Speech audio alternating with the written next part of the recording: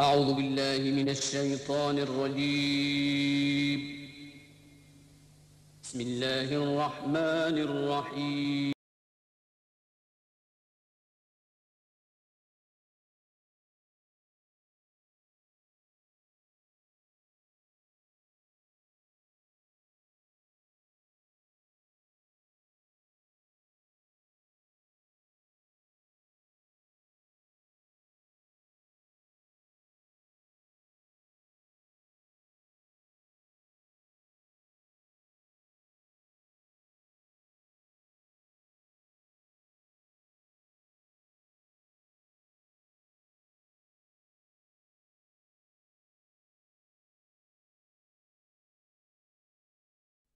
ایران کا لفظ شیران کے وزن پر ہے، جو گیور مرز گرشاہ کے پوتے ہوشنگ کا لقب تھا۔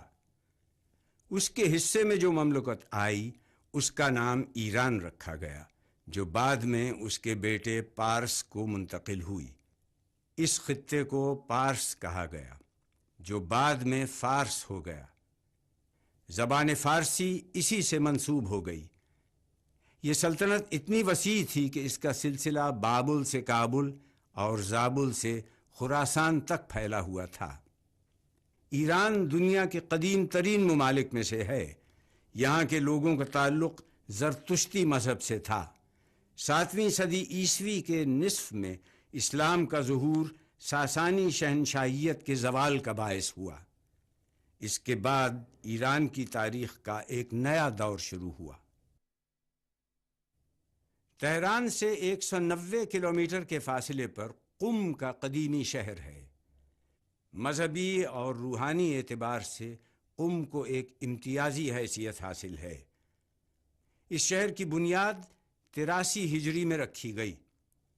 قم کی بنیادی خصوصیت یہاں پر حضرت فاطمہ معصومہ کا روضہ مبارک ہے۔ آپ کا اسم مبارک فاطمہ اور القاب معصومہ کبریٰ ہیں۔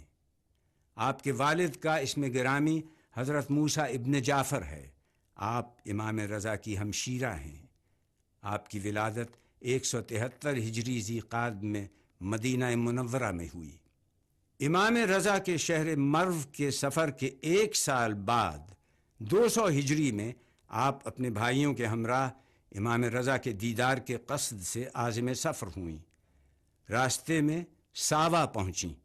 ایک گروہ نے آپ کے قافلے پر حملہ کر دیا، جس کے نتیجے میں آپ کے بہت سے ہمراہی شہید ہو گئے۔ اس کیفیت غم کی شدت سے آپ مریض ہو گئیں۔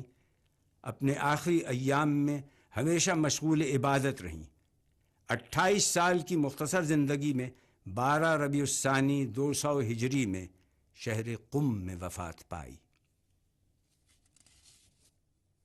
مشہد کو دنیا کے مقدس مقامات زیارات میں ایک منفرد اور یکتا مقام حاصل ہے۔ مشہد کے اطراف میں امام رضا کے اصحاب اور عالم اسلام کی مقتدر ہستیوں کے مقبرے اور مزارات ہیں۔ خواجہ ابا سلط، آپ کا مقبرہ مشہد سے 10 کلومیٹر کے فاصلے پر فریمان جانے والی سڑک کے کنارے پر واقع ہے۔ آپ کی ولادت مدینہ منورہ 160 ہجری میں ہوئی۔ آپ کا تعلق امام رضا کے ساتھ مدینے سے ہی تھا۔ آپ امام رضا کے ساتھ ہر سفر میں ہم رکاب رہے۔ آپ کا تعارف خادم امام رضا کے نام سے کیا جاتا ہے۔ خواجہ مراد کا مقبرہ مشہد کے جنوب مشرق میں 14 کلومیٹر کے فاصلے پر بینالود پہاڑی کے دامن میں واقع ہے۔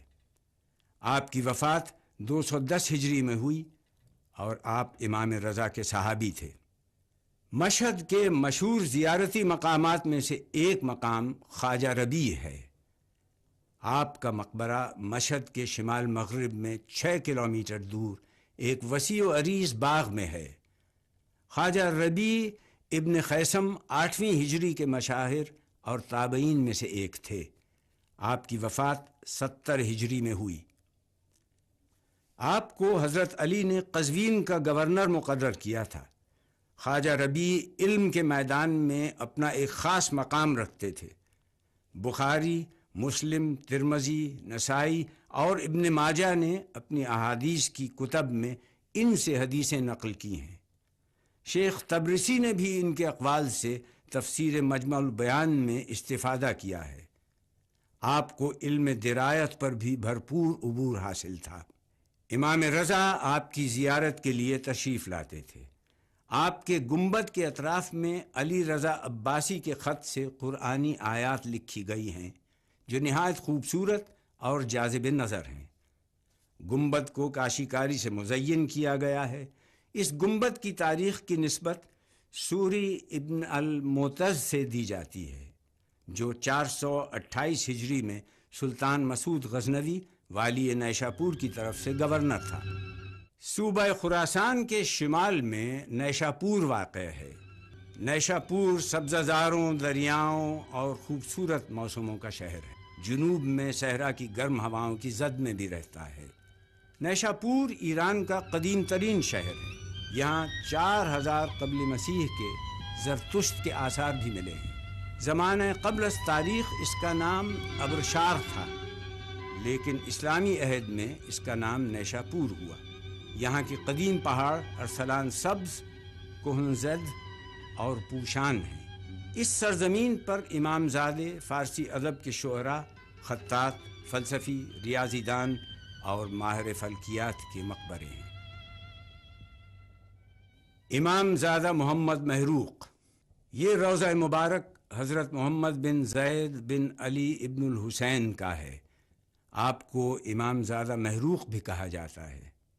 امام موسیٰ کاظم کے فرزند اور امام رضا کے بھائی ابراہیم کی قبر بھی یہیں ہے۔ یہ روضہ باغ خیام سے جنوب مشرق میں 4 کلومیٹر کے فاصلے پر سرسبز و شاداب باغ کے دامن میں واقع ہے۔ اس روضے کی مسلسل مرحلہ وار توسیع ہوتی رہی ہے۔ روضے کی بنیادی تعمیر طہماسپ صفوی کے دور میں 1119 ہجری میں ہوئی۔ خواجہ فرید الدین عطار کا مقبرہ بھی نیشاپور میں ہے۔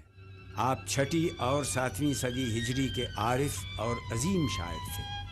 آپ کی ولادت 540 ہجری میں ہوئی۔ ایک روایت کے مطابق انہیں منگولوں کے وحشیانہ حملے میں قتل کیا گیا۔ ان کا مقبرہ قاضی القضات یحییٰ بن سعد کے توسط سے بنا۔ محمد غفاری جو استاد کمال الملک کے نام سے معروف ہیں، آپ کا مقبرہ بھی خواجہ فرید الدین عطار کے مقبرے سے متصل ہے۔ خیام کا مقبرہ نیشاپور کے جنوب مشرق میں واقع ہے۔ قدم گاہ رضوی نیشاپور سے 24 کلومیٹر مشرق میں واقع ہے۔ قدم گاہ کے پرانے نام ہمراد، سرخک اور علی باب ہیں۔ امام رضا کے سفر کے بعد سے اس جگہ کا نام قدم گاہ رضوی ہو گیا، جو امام رضا کے اس سفر کی یادگار قرار پایا۔ اس جگہ کو قدم گاہ کہنے کی وجہ یہ ہے کہ یہاں ایک پتھر کے اوپر 2 قدموں کے نشان ہیں جن کی نسبت امام رضا سے منسوب ہے۔ چشمہ حضرت، ابا سلط ہروی کہتے ہیں کہ امام رضا نیشاپور کی طرف جا رہے تھے، ایک سرخ مٹی والے گاؤں کے نزدیک پہنچے۔ نماز ظہر کا وقت آیا، آپ سواری سے اتر گئے اور فرمایا وضو کے لیے پانی لاؤ۔ جواب ملا کہ پانی موجود نہیں ہے۔ یہ سن کر آپ نے اپنے دست مبارک سے زمین کے ایک گوشے سے مٹی ہٹائی، جہاں سے فوراً ایک چشمہ ابل پڑا۔ امام رضا سمیت تمام اصحاب نے وضو کیا اور نماز ادا کی۔ یہ چشمہ اس وقت سے آج تک جاری و ساری ہے۔ امام رضا کی تدفین کے بعد یہ جگہ مشہد کہلائی جانے لگی، جس کا مطلب ہے شہادت گاہ۔ شہر کے مرکز میں امام علی ابن موسیٰ رضا کا عظیم الشان روضہ ہے، جہاں دنیا سے لاکھوں کی تعداد میں زائرین آتے ہیں اور اس ملکوتی بارگاہ سے مشرف بزیارت ہونے کے ساتھ اذن پروردگار سے اس جگہ کی علمی اور روحانی کرامات سے فیضیاب ہوتے ہیں۔ روضہ امام رضا کو ہر دور میں وقت کے جدید تقاضوں کے مطابق توسیع دی جاتی رہی ہے۔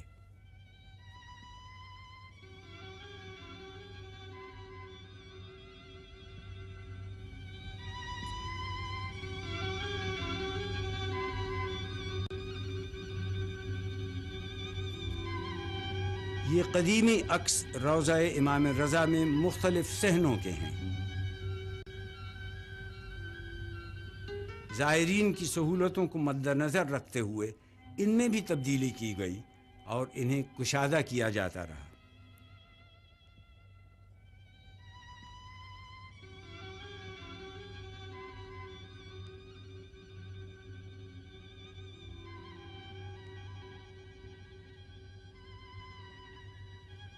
یہ ذریعہ مبارک کے قدیم عکس ہیں جو اب یکسر دوسری شکل میں آج ہمارے سامنے موجود ہیں۔ آستانہ قدس رضوی کے تحت روضہ امام رضا میں تعمیر کا کام جاری ہے۔ یہ اس کا جدید ترین نمونہ ہے۔ ملکی اور غیر ملکی زائرین کا انتظام ادارے کے اولین فرائض میں سے ایک ہے۔ بے پناہ ہجوم اور جگہ کی تنگی کے باعث مزید وسیع و عریض صحن روضے کے 4 کونوں پر تعمیر کیے گئے ہیں۔ ان کے نام یہ ہیں: صحن کوثر، صحن ہدایت، صحن رضوان اور صحن غدیر۔ ٹریفک کو رواں رکھنے کے لیے زیر زمین کشادہ راستے بنائے گئے ہیں تاکہ پیدل چلنے والے زائرین کو کسی بھی ممکنہ حادثے کا شکار نہ ہونا پڑے۔ اب ہم صحن امام خمینی سے حرم میں داخل ہو رہے ہیں۔ صحن کی تعمیر انقلاب کے بعد ہوئی۔ یہ صحن حرم کے جنوب مشرقی سمت میں مسجد گوہر شاد اور مرکزی عجائب گھر کے درمیان ہے۔ عبادات، اجتماعات، جشن ولادت ائمہ اور دیگر مذہبی رسومات کی ادائیگی کے لیے یہ صحن مخصوص ہے۔ ہر شب جمعہ دعائے کمیل اسی صحن میں پڑھی جاتی ہے۔ صحن کے بائیں جانب مسجد گوہر شاد ہے۔ یہ ایک قدیمی مسجد ہے۔ یہ مسجد شاہ رخ تیموری کی زوجہ گوہر شاد نے 821 ہجری میں تعمیر کی تھی، اسی لیے اس کا نام مسجد گوہر شاد ہے۔ یہاں ایک قدیم منبر ہے جو اخروٹ اور ناشپاتی کی لکڑی سے تیار کیا گیا ہے۔ اس منبر کی خصوصیت یہ ہے کہ اس میں کیل کانٹے کا استعمال سے گریز کیا گیا ہے۔ اس منبر کو صاحب الزماں منبر کہتے ہیں۔ جس جگہ یہ منبر رکھا ہے اسے شبستان کہتے ہیں۔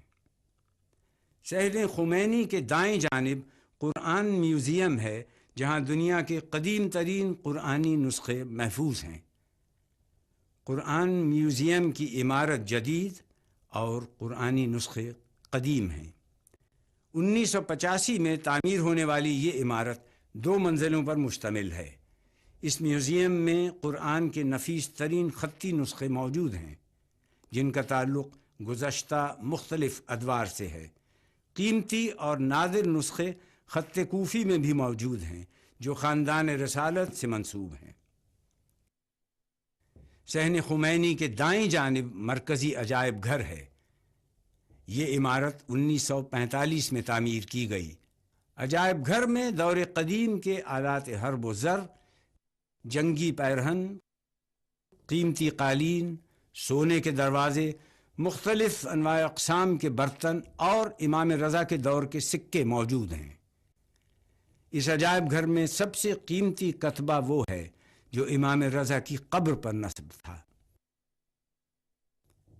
اس کتبے پر سورۃ المائدہ کی 55ویں آیت لکھی ہوئی ہے۔ یہ آیت خط کوفی میں کندہ کی گئی تھی۔ صحن خمینی سے گزر کر اب ہم صحن آزادی کی طرف جاتے ہیں۔ یہ حرم مطہر کے مشرقی سمت میں واقع ہے۔ صحن کے چاروں طرف بلند اور وسیع ایوان ہیں اور 4 بڑے دروازے ہیں۔ ان میں سب سے خوبصورت ایوان طلا ہے جو مکمل خالص سونے سے بنایا گیا ہے۔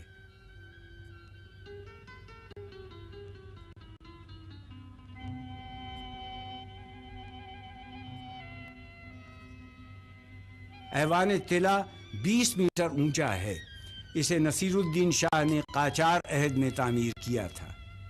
یہ ایوان نصیری بھی کہلاتا ہے۔ اسی صحن میں حرم مطہر کے انتظامی امور کے دفاتر ہیں۔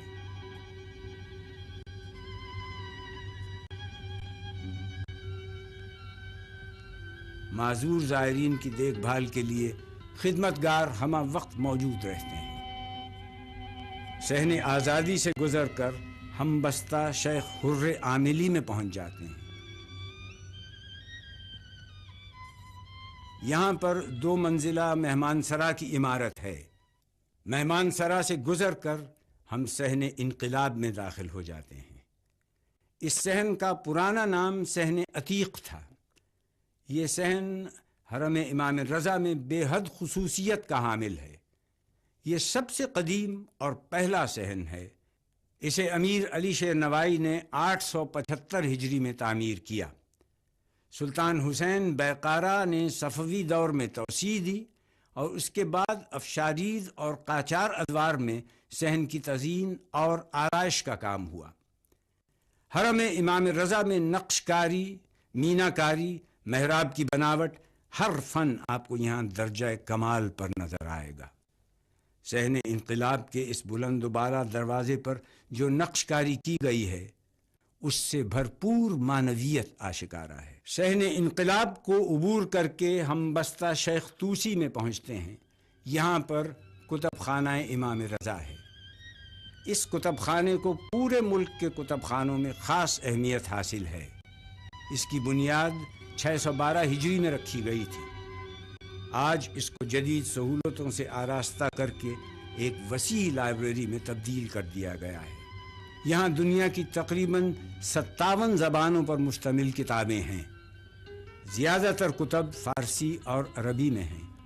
اخبارات اور رسائل کا ریکارڈ رکھنے کے لیے ایک حصہ مخصوص ہے۔ 1400 مختلف عنوانات کے مطابق طبقہ بندی کی گئی ہے۔ کتب خانہ 3 منزلہ عمارت پر مشتمل ہے۔ یہاں 10 لاکھ سے زیادہ کتابیں رکھنے کی گنجائش موجود ہے۔ صحن جمہوری اسلامی روضہ امام رضا میں سب سے بڑا صحن ہے۔ یہ صحن نماز جمعہ اور دیگر مذہبی اجتماعات کے لیے مخصوص ہے۔ یہ قبلہ رخ اور مسجد گوہر شاد کی سمت خیابان امام رضا کی جانب ہے۔ صحن میں 4 بڑے بڑے دروازے ہیں۔ ان میں سے ایک سونے کا ہے۔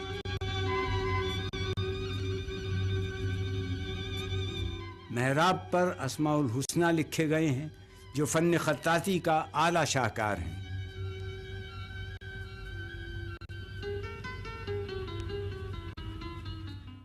کہو کہ اللہ ہمیں معاف کر دے اور وہی ہمارے گناہوں کو بخشنے والا ہے۔ حرم کے زیر زمین ایک وسیع و عریض قبرستان ہے۔ اس کا نام سامن الائمہ ہے۔ اس کے کئی حصے ہیں اور ہر حصے میں کئی 100 قبریں ہیں۔ پورے قبرستان میں یکسانیت رکھی گئی ہے۔ ہر قبر کا ایک نمبر موجود ہے جو مرنے والے کے پسماندگان کو دیا جاتا ہے۔ اس آسانی کو پیش نظر رکھتے ہوئے کہ وہ جب بھی ایصال ثواب کے لیے آئیں تو بغیر کسی دقت کے اس قبر تک پہنچ سکیں۔ اس قبرستان میں دنیا جہان سے لوگ سپرد خاک ہونے کے لیے لائے جاتے ہیں۔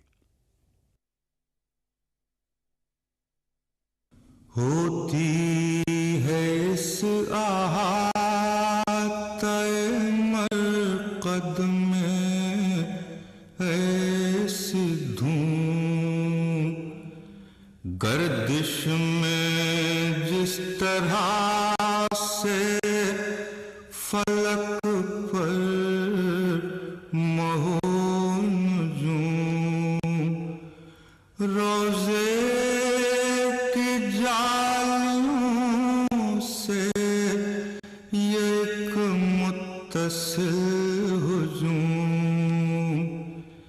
کہتا ہے دھڑکنوں سے کس روشنی کو چوں، ہر گام پر دھڑکتے دلوں کا پیام لے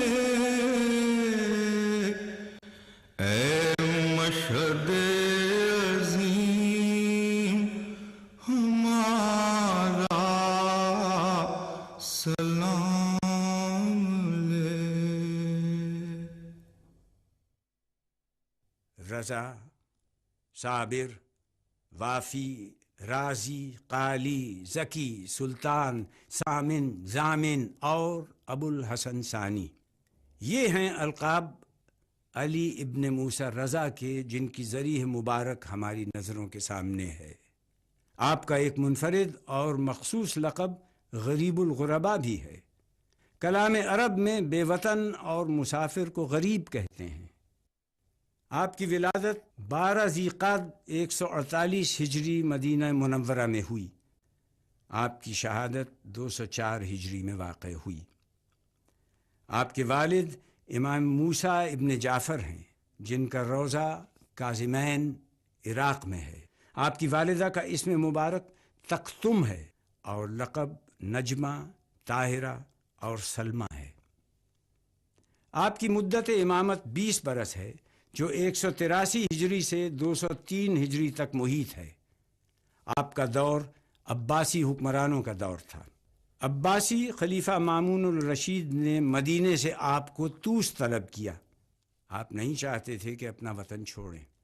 محول شیبانی کا بیان ہے کہ جب وہ ناگوار وقت آن پہنچا کہ حضرت علی ابن موسیٰ رضا کو جبراً مدینے کو خیرباد کہنا پڑا، تو آپ اپنے جد علی ابن الحسین کی تاسی کرتے ہوئے اپنے جد بزرگوار حضرت محمد مصطفیٰ صلی اللہ علیہ وسلم کی قبر مبارک سے ودا ہوئے اور فرمایا کہ اب آپ کی قبر مبارک کی دوبارہ زیارت نہ کر سکوں گا۔ رجب 200 ہجری میں مدینہ منورہ سے طوس کے سفر پر روانہ ہوئے۔ یہ وہ سال تھا کہ آپ علم و عمل کے لافانی نقوش چھوڑ کر تنہا مسافرت کے لیے نکل پڑے۔ امام رضا نے اپنے دور میں بیش بہا گراں قدر علمی خدمات انجام دیں۔ آپ مدینے سے مکے تشریف لائے۔ آپ بصرہ اہواز سے ہوتے ہوئے نیشاپور پہنچے، جہاں کے باشندوں نے آپ کی علم دوستی سے ایسی عقیدت کا اظہار کیا جس کی نظیر فارس کی تاریخ میں نہیں ملتی۔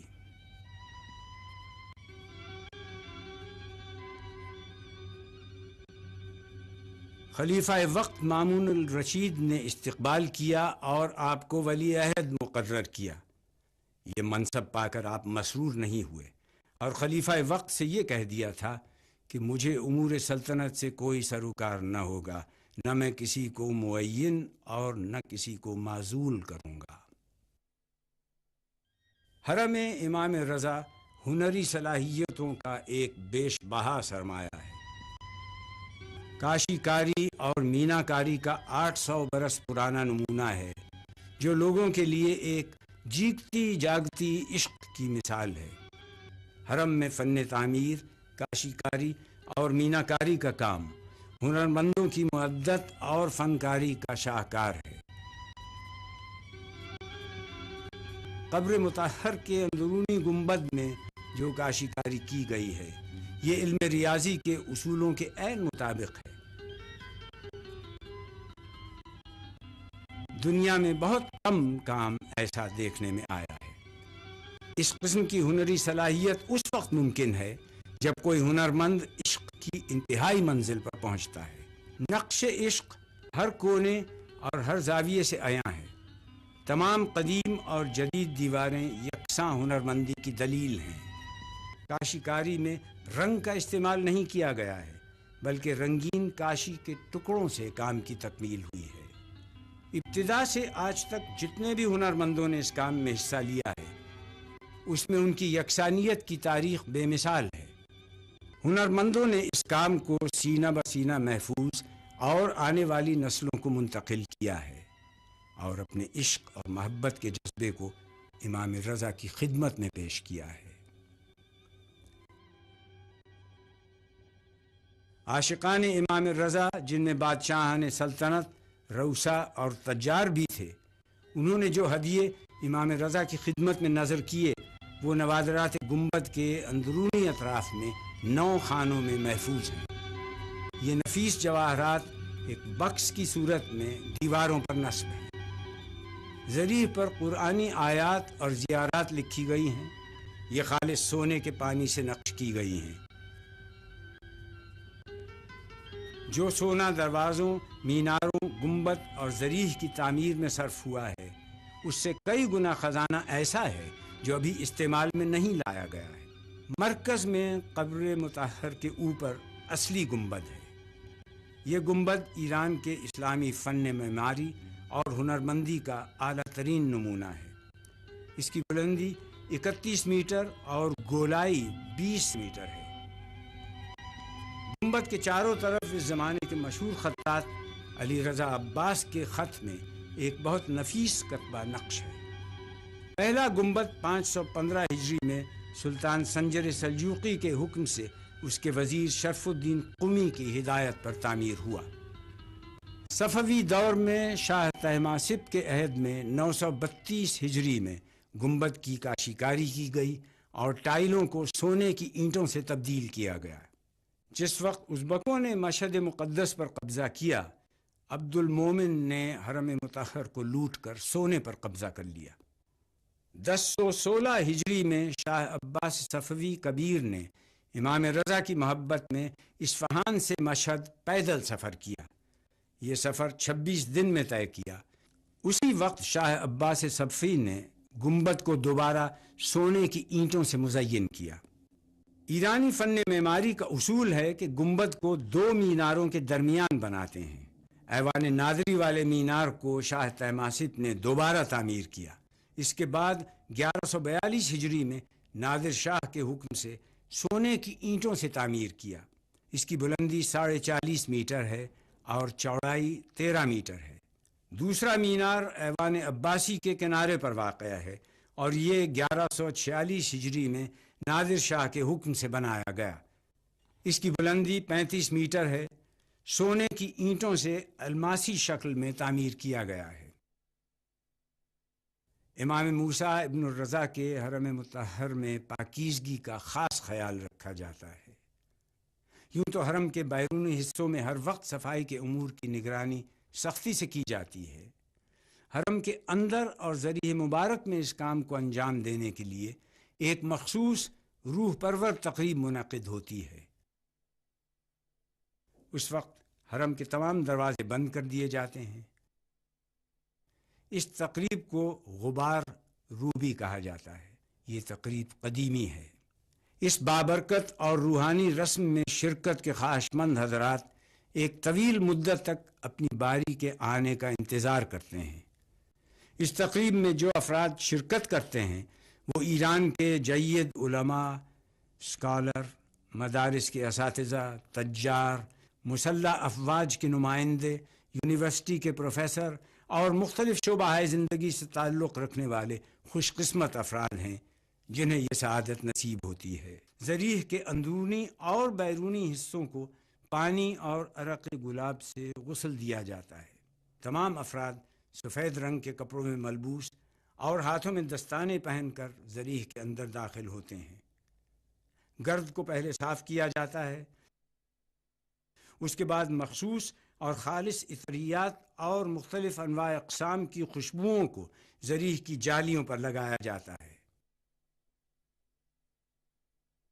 قبر مبارک کو بوسہ دیتے ہیں۔ تمام افراد قبر مطہر کے گرد کھڑے ہو کر تلاوت قرآن کریم کی عزت حاصل کرتے ہیں۔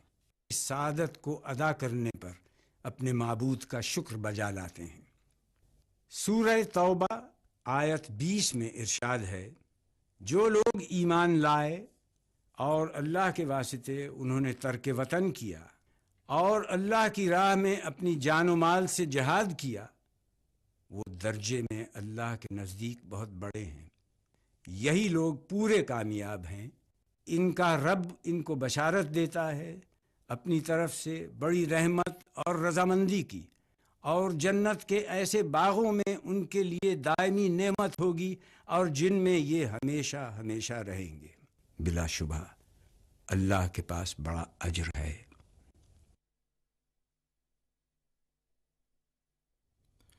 خاصان رب جو ان کے ابو جد ہیں سب کے سب، یہ بھی ہے خاندان میدان رسالت میں منتخب، ان کا ہر ایک عمل ہے سراپا رضائے رب، حاصل ہے مصطفیٰ سے عظمت نسب، حقا وہی حشم ہے، وہی ہے بقا کی شان،